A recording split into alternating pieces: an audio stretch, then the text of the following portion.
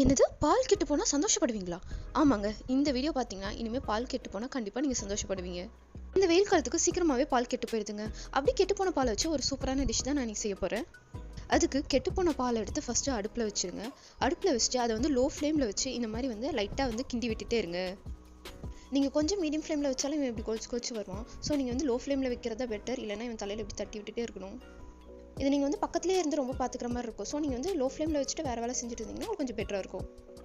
அதுக்குன்னு பைபிளை அப்படியே கிடப்பில் போட்டிங்கன்னா அடி பிடிச்சிருவாங்க. அப்பப்போ பார்த்து இந்த மாதிரி கிளறி விட்டுட்டே இருக்கணும்.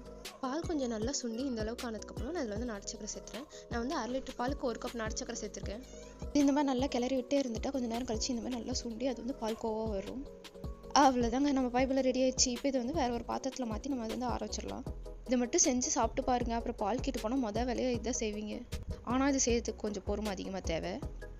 பிகாஸ் இவன் சுண்டுற வரல நீங்கள் அதை கிண்டிகிட்டே இருக்கணும். அது ஒன்று